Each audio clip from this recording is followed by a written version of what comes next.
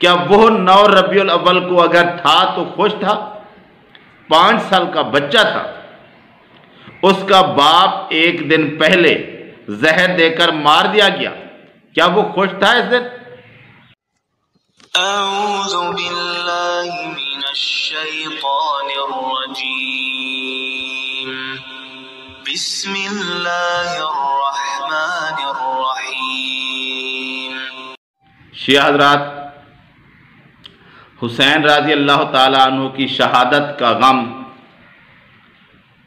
1400 साल गुजर जाने के बाद भी मनाते हैं और मातम करते हैं और कहते हैं कि हमें हुसैन राज़ी अल्लाह ताला अन्हु की शहादत का गम है, इसलिए हम मातम करते हैं।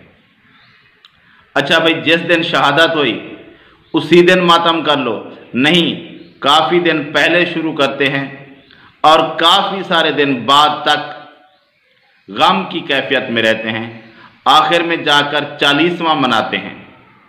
भाई इतने दिन या इससे बाद भी गम मनाते रहते हैं, हमें हुसैन राज़ी अल्लाह ताला अन्हु की शहादत का गम है, इसलिए हम मातम करते हैं। ठीक है भाई, तुम्हारी बात मान ली। एक शिया मुझे मिला और उसने कहा कि हम ईद कुर्बान पर भी खुश नहीं होते। क्यों भाई खुश नहीं होते?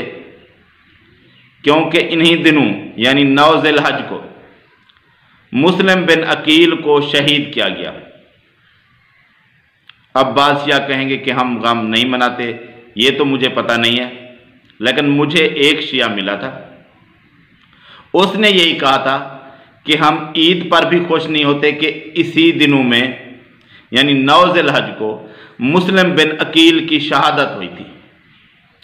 चलो भाई, एक नेक शख्स, एक मुत्तकी शख्स की शहादत हो गई तुम्हारे नज़दीक, इमाम तो नहीं है ना वो तुम्हारे नज़दीक, उसकी शहादत हो गई, तुम्हें आज तक गम है, गम हुसैन तुम आज तक मना रहे हो।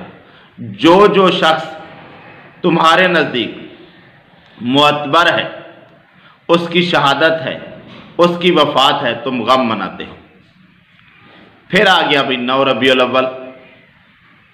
8 रबीउल अव्वल को हसन अस्करी की वफ़ात है, तुम्हारे नज़दीक जहर दिया गया, शहादत है। हसन अस्करी की शहादत 8 रबीउल अव्वल है। एक इमाम है, फौत हो गया, शहीद हो गया, उसके घर वाले 9 रबीउल अव्वल को ईद मना रहे थे, खुशी मना रहे थे?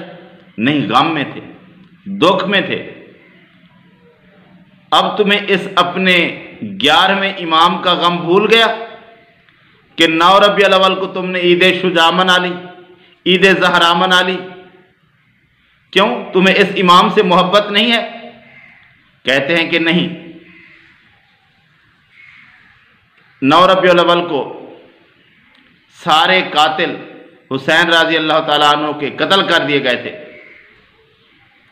इसलिए हम इस दिन ईद मनाते हैं, खुशी मनाते हैं।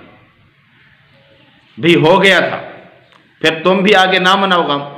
तुम तो मनाते हो ना साला साल एक शख्स की शहादत पर, बल्कि दूसरे की मौत पर, शहादत पर भी तुम्हें गम होता है। और भी बहुत सारे गम तुम मनाते हो, अपने आइम्मा के जितने भी उनके अमवात के दिन, वफात के दिन है, तुम्हें गम होता है।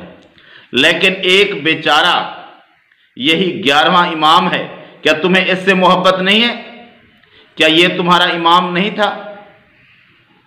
अब इस दिन क्यों तुम्हारी ईद आ गई? एक दिन पहले वो फौत हुआ 8 रबीउल अव्वल को, और 9 रबीउल अव्वल को तुमने ईद बना दिया। बनाते, कोई तरीका अपनाते। कहते हैं कि हमारे 12वें इमाम को 9 रबीउल अव्वल को इमामत मिली, इसलिए हम खुशी मनाते हैं। क्या वो 9 रबीउल अव्वल को अगर था तो खुश था? 5 साल का बच्चा था, उसका बाप एक दिन पहले जहर देकर मार दिया गया, क्या वो खुश था इस दिन? अगर था, पैदा हुआ था, अगर वो था उस वक्त मौजूद 5 साल का बच्चा, क्या वो उस दिन खुश होगा? जिसके बाप को जहर देकर कत्ल कर दिया गया हो, जिसके घर में मातम का माहौल हो, जिस घर में वफात हो चुकी हो, क्या वो खुश होते हैं?